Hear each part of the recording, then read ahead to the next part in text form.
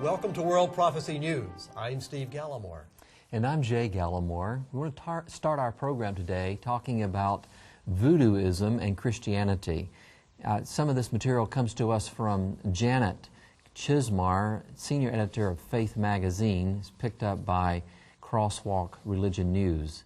Tells the story of being in Haiti and visiting a voodoo temple there. And at that voodoo temple, she saw the voodoo priest come out of a back room, eyes glazed over, drinking the moonshine and staggering around. She found it hard to take this man serious, but she noticed that people in the temple certainly took him serious. Scattered around that temple were toddlers, a couple of concubines, and some teenagers. But the fascinating thing that she found out was that Voodooism does not necessarily reject the Bible, Steve. In fact, they're incorporating the Bible into their work and their teaching.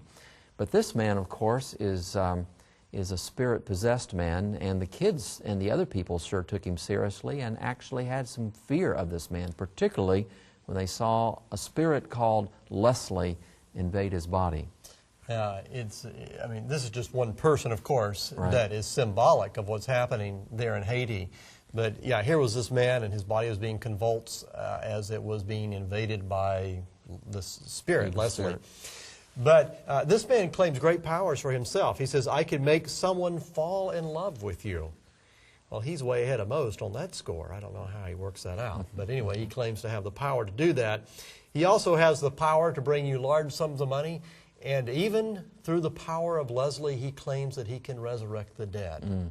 Now, that's all for sale, of course, Steve, depending on how much power you want, according to this voodoo high priest, anywhere from $5,000 to $25,000 US. He says he can do this kind of thing for you, which in a place like Haiti, so devastated by poverty and ignorance and heartache and sorrow, this kind of a thing appeals to a lot of people. Well, what's really interesting is that Haiti is the poorest country in the Western Hemisphere. And here apparently people are spending, I say apparently because we don't actually know, but apparently people are spending large sums of money on voodoo, buying things from the spirits, casting spells on other people they don't like, those kinds of things. Right. And yet they're so poor they can hardly find enough to keep themselves alive. Well, actually, some people actually say that 75% of the people in Haiti actually practice voodoo. There's another, it's kind of a proverb, says that Haiti is 70% Catholic and 30% Protestant and 100% voodoo. The tragedy of this is that whatever Christianity is there has not been able to overthrow or break the power of these evil spirits. These evil spirits are real. They can manipulate things. They can bring things about at times. But even if they were to give you wealth or money or whatever it was you wanted, in the end, they will destroy you. Well, this one witch doctor that they were quoting from, you mentioned how that Christianity and voodooism have been kind of intermingled there. This particular witch doctor, in quoting this article that you made reference to, says that the power I have is from God. I take my pleasure in God's Word. It is great and huge. Now, this is the way this man is quoted as talking about his religious conviction and the source of his power. So he's mixing voodoo and the Word of God together in order to gain his great power, according to him. So actually, Steve, he sees voodooism as being the God of voodooism, being the same as the God of the Bible. Now, that is fascinating and as well as frightening, so to speak. The New Age movement here in America tends to look at have the same view of these kinds of things. In fact, some years ago, the Pope of Rome invited voodoo witch doctors and other kinds of amethysts and spirit worshipers, American Indian witch doctors, medicine men, I should say, and others to pray with him. And he made an incredible statement, Steve. He said, we are all worshiping the same God. Well, I'm sorry. I'm sorry to tell the voodoo man and the Pope that the God of the Bible is not the same as the gods of voodooism.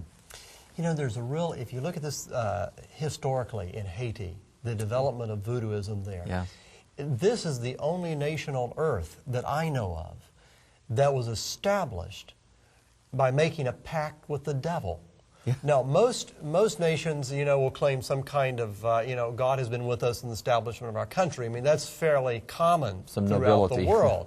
But here, Haiti was established by making a pact with the devil.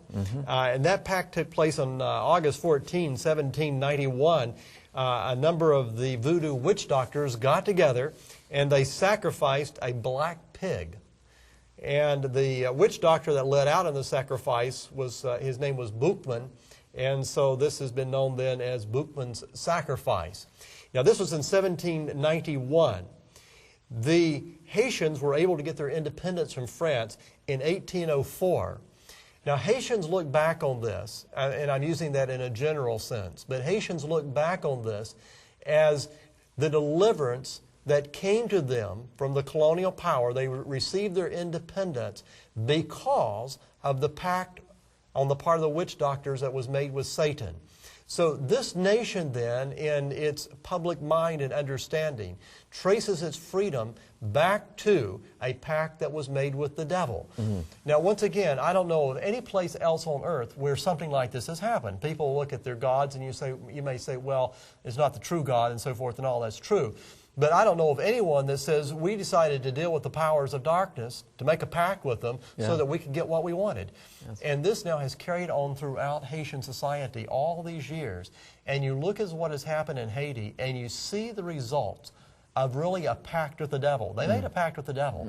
And I don't want to be overly simplistic about the problems in Haiti, but I don't think that you can avoid the issue that this nation was started as a devil-worshiping nation, and they said to the devil, set us free and we'll be yours.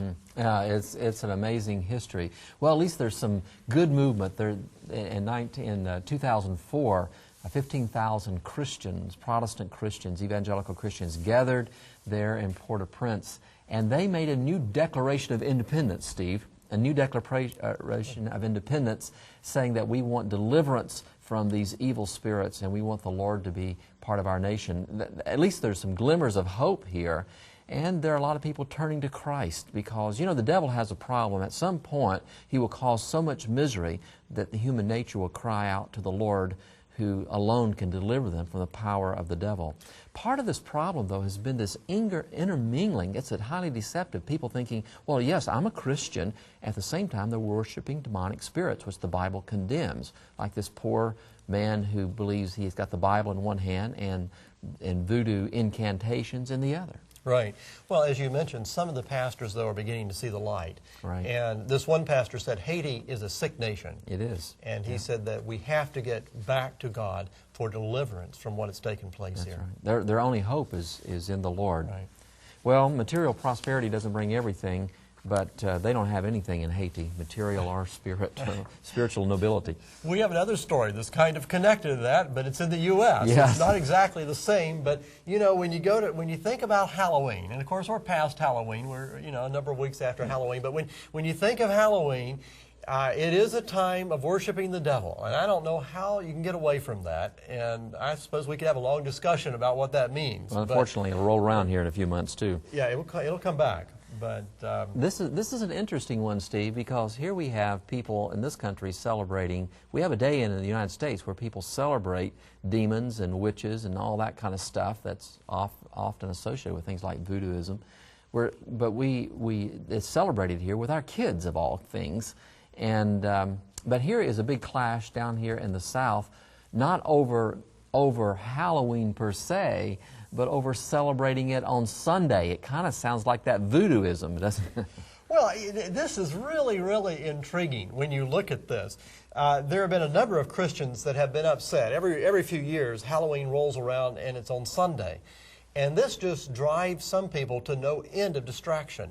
And we have a couple quotations from an article that we have here, which to me is really interesting. This is from My Way News. And they're quoting this one individual as being distressed over this. And it said, "It is a day for the Lord," talking about Sunday. "It is a day for the Lord, not for the devil." Now, think about the mentality of this for just a moment. You have people that are saying, okay, if we move away from Sunday, on Monday it's okay to participate with the devil. Yeah. but you can't do it on Sunday. There's another quotation here. You may have some more from this article. I found this so intriguing. Go right ahead. This one individual said, "You don't do it on Sunday.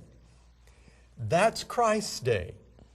You go on Sunday. You go to church. You don't go out and celebrate the devil. That will confuse a child."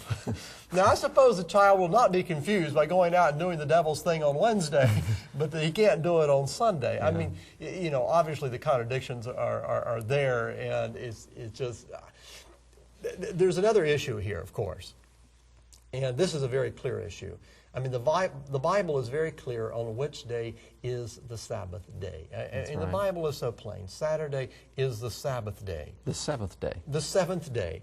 And here you have those that have chosen to worship on a day that the Lord has not appointed, right, but claiming that it's the Lord's day, and wanting to make certain that Halloween doesn't fall on what they have self-proclaimed to be the Lord's day. Doesn't interfere with it. So, but however, it is okay for their children to still go out to do the devil's deed as long as it's on the day that they have not proclaimed as the Lord's day. I mean, the whole thing is confused. Yes, for sure. Well, talking about confusing, we also have some interesting things that say teenagers, Steve, may be really hardwired for religion. In other words, that teenagers actually need religion. Now, people that look at this nation know that we are struggling. Our young people are struggling. You look at some of the counterculture things, some of the rock groups and some of the rap stuff, and it is awful. I mean, there's nothing that they want to promote, anything from murder to incest to immorality. It just the list goes on and on.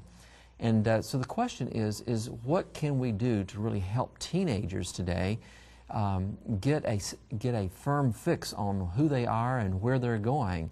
And this study was done in order to help us get a picture of that. And it's clear that what young people need is good church. Well, this study that was done, it's not really a study. I guess it's kind of an ongoing type of analysis of what can be done here. But it's done by some rather influential organizations. One is Dartmouth Medical School, another one is the YMCA, another one is the Institute for American Values. And so these people have gotten together and said, what really goes on in the mind of young people? And they've started coming up with some answers that are very intriguing. Yeah, and here's one quote. It says that religion is the key. More specifically, the religious communities that are able to transmit the beliefs, values, and morals that help young people have a sense of transcendent, an ordered universe and their own place in it. So it says the religious communities, Steve, are the ones that can help young people get a fix on where they come from, who they are, and where they're going. Well, there's another item that came out of the study that backs up the reason for doing this. It says one of the biggest modern parenting mistakes is not conveying to your child through both actions and words the moral, ethical, and spiritual values you believe in. That's right. In fact, or not having those in the first place. And so I think what they're saying is that when it comes to young people naturally are seeking for guidance. And if you don't give them guidance in the right direction, then they will have natural inclinations towards the wrong direction. Right. Steve, what really needs to happen here is for all of us, including churches and parents, to understand that hardwired kids means that they really need relationships. They need guidance. They need guidance in a community of believers as well as with their parents in order to overcome the mischief that is being done by the media and the larger American culture today. You know, another aspect of this whole topic is that kids that are religious are better drivers and they're more likely to wear their seatbelts. Just kind of a byproduct of what happens when kids enter into this kind of relationship. That's true. For World Prophecy News, I'm Steve Gallimore. And I'm Jay Gallimore.